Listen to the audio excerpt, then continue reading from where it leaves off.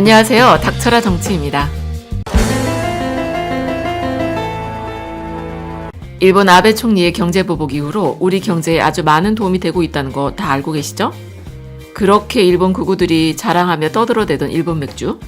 한국인들은 일본 맥주를 못 마시면 무슨 큰일이라도 날 것처럼 아사히 맥주가 무슨 세계에서 가장 맛있는 맥주라도 된 듯이 의시되기도 했지만 아베의 수출 규제 이후로 우리 국민들의 자발적인 불매운동 때문에 지난 2달간 5,200만 원 수준으로 수입량이 뚝 떨어졌다고 하니까 그렇게 자랑하던 일본의 반도체 소재도 국산화나 수입 다변화에 힘입어 차곡차곡 아주 잘 진행되고 있으니 아베 총리 입장에서 보면은 세상 물정 모르고 겁도 없이 깝죽깝죽 대다가 아주 엄청난 어퍼컷을 맞았다는 것이죠. 에라이 호러새끼야! 그런데 이것보다 더 기쁜 소식이 엊그제 전해졌는데 그건 바로 앞으로의 한국 경제를 이끌어갈 전기차 배터리 산업에 관련된 내용이에요. 참고로 예전 방송에서요. 세계 배터리 산업이 한국으로 이동하고 있다며 중국과 일본에서 걱정하고 있다는 소식을 전해드린 적이 있는데 그동안 배터리 업계의 전통적 강자는 일본의 파나소닉이었고 중국은 2014년 이후에 소규모 배터리 업체들을 다 합쳐서 CATL이라는 회사를 만들어 중국 정부가 빵빵하게 지원을 해주는 바람에 2019년 상반기 세계 점유율 25.5%를 달성하게 되면서 22.2%를 기록 중인 일본의 파나소닉과 경쟁하는 중이죠. 그리고 그 뒤를 이어서 우리 기업 LG화학, 삼성 SDI, SK이노베이션이라는 대한민국의 배터리 업체 3사가 바짝 뒤쫓고 있는데 올해 19년 상반기 기준으로 보면요. 우리나라 3사 점유율을 합하면 15.5%, 이 중에서도 LG화학이 10.4%로 주도적인 위치를 차지하고 있어요. 그런데 이번에 우리 기업 LG화학이 미국의 GM그룹과 배터리 합작 법인을 설립하게 되면서 세계 배터리 대전에서 승리할 수 있는 기반을 다지게 됐다는 겁니다. 그리고 또 LG화학에서는 지난 2012년부터요. 미국의 배터리 생산 기지를 운영하고 있다가 이번에 또 GM과 1대1 비율로 합작회사를 만들어 앞으로 2조 7천억 원을 투자해 30기가와트시 이상의 생산 능력을 확보하겠다고 하니까 그러니까 미국 시장은 중국이나 유럽과 함께 세계 3대 전기차 시장으로 손꼽히고 있으니 이렇게 또 미국 내에다 GM과 함께 생산기지를 만들면 경쟁력을 더 확보할 수 있다는 것이죠. 어쨌든 LG화학에선요. 이미 유럽 쪽에도 생산기지를 가지고 있어서 한국과 세계 3대 전기차 시장인 미국, 중국, 유럽 이렇게 4군데에 생산기지를 가지고 있는 유일한 회사가 됐다는 겁니다. 그리고 LG화학과 GM이 합작한 배터리 업체는요.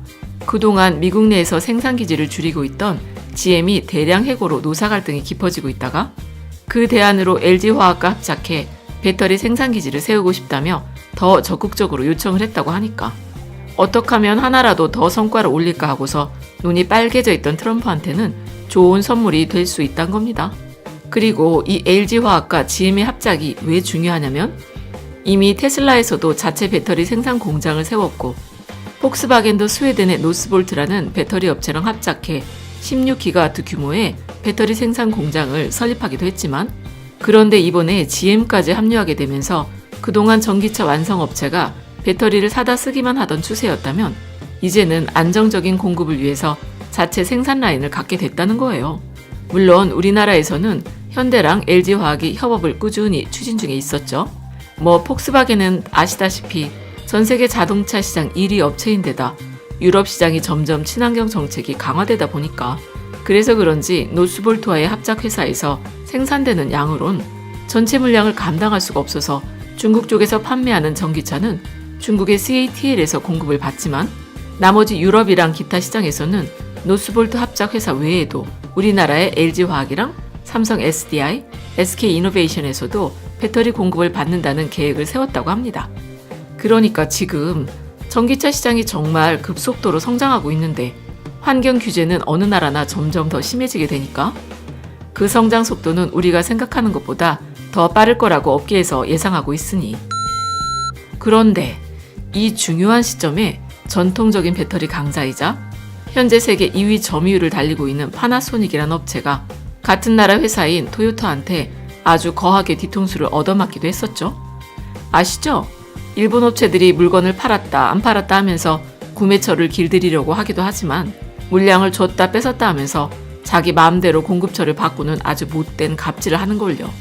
그러니까 지난 2017년에 토요타가 배터리와 관련해 파나소닉이랑 협업을 한다고 발표를 하고서 올해 1월에는 또 공동 출자 회사를 설립한다고 합의까지 했는데, 그런데 갑자기 지난 6월에 토요타에서요, 중국의 CATL이랑 협업을 한다며 발표해버린 거예요. 그러니까 파나소닉으로선 정말 뒤통수를 제대로 맞아버린 거죠. 더구나 파나소닉에서는 애초에 테슬라한테 대량으로 배터리를 공급하기로 했다가 지금은 그것도 틀어져 버렸죠. 그러니까 테슬라는 유럽에 배터리 자체 생산 기지를 세웠고, 중국에는 또 파나소닉뿐만이 아니라 여러 회사들에게 공급받을 가능성이 있다고 했으니 중국의 CATL을 염두에 둔 게 아니겠습니까? 중국에서 전기차 팔려면 중국산 배터리 써야 되니까. 그렇게 파나소닉이 일본 안에서는 물론이고 일본 밖에서도 거하게 손절을 당하며 반도체나 디스플레이 시장에서 일본이 주저앉았던 그 악몽 같은 전철을 밟는 게 아닌가 하는 우려가 생기고 있다는 겁니다. 그러니까 우리나라로서도 지금 이 상황이 정말 중요한 시점이 아닐 수 없는 게, 우리나라는 소재 국산화라는 문제가 있는 거 아니겠습니까?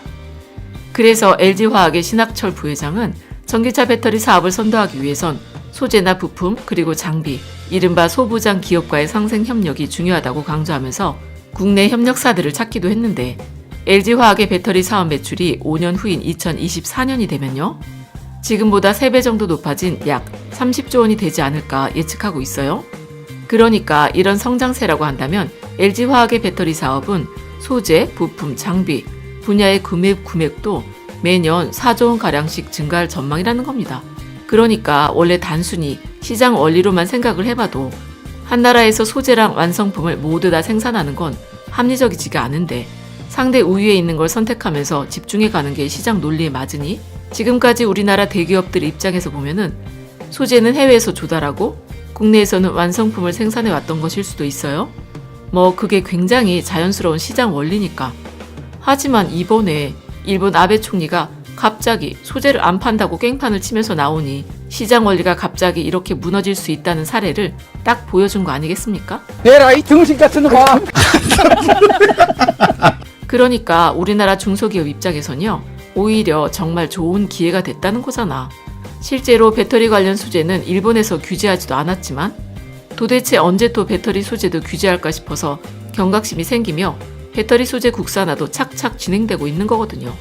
더구나 중소기업에서 생산하는 소재는 그걸 써주는 대기업이 얼마나 의지를 가지고 있느냐에 따라서 성장 동력이 결정이 된다고 하니까 이제는 아베 무서워서 우리나라 중소기업과 협력하지 않을 수가 없겠죠. 그래서 이번에 아베의 수출 규제 때문에 국내 배터리 업체들이 소재 관련한 투자를 늘리고 있다고 하는 건 정말 우리한테 좋은 소식 같아요. 그러니까 아베의 뒤통수가 한국 배터리 소재 산업 육성에 훈풍을 불러일으킨 셈이죠. 그리고 이뿐만이 아닌 게, 일본이 100년을 공들였다는 고순도 액체 불화수소도 아베가 이건 정말 누구도 쉽게 만들 수 없다고 생각해 니네 이거 없으면 반도체 못 만들어? 하면서 아주 자신있게 싸움을 걸었던 것 같은데, 하지만 우리나라 중소기업 솔브레인이라는 업체가 생산한 고순도 불화수소는 아베가 수출 규제를 하기 시작한 초기 7월부터요. 그 당시에 벌써 삼성전자에서 합격정을 받고서 반도체 공정에 투입됐다고 하니까. 참고로 고순도 불화수소는 99.99, 이 99점 뒤에 붙는 9의 숫자가 많을수록 좋다고 합니다.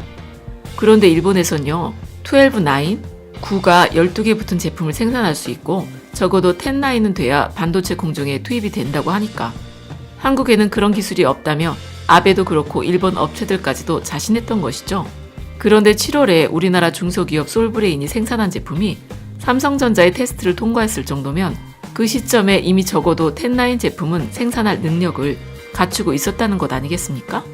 더구나 이 업체가 이번에 수출탑도 수상했을 정도면 불화수소 시장에서 세계 점유율 1위를 달렸던 일본의 스텔라케미파나 모리타화학 같은 회사에서 수출 규제가 풀리고 한국과의 관계가 정상화된다고 해도요, 점유율을 회복할 수 있을지 의문이라는 것이죠. 어쨌든 다가오는 배터리 대전에서 국내 업체들이 선전하면서 문재인 정부에서 추진하는 소부장 육성에도 함께 힘을 실어주고, 그 힘으로 대기업도 성장할 수 있는 문재인 대통령의 국정 철학과 걸맞는 상생의 대한민국이 되기를 간절히 바라게 되네요. 그리고 꼭 한번 생각해 볼 것이, 만약에 우리 문재인 정부가 일본 아베 총리의 협박에 그냥 굴복을 했다면 과연 이런 성과가 있을까 의문이 든다는 것이죠. 아니, 우리가 언제 광복 이후로 일본과 맞서서 이런 멋진 승리를 경험해 본 적이 있나요? 그동안 한 번도 없었죠? 그러니까 오늘도 내일도 불매운동은 쭉 이어져야 한다는 겁니다. 그럼 끝까지 들어주셔서 감사드리고 좋은 의견 있으시면 댓글로 많이 남겨주세요. 감사합니다.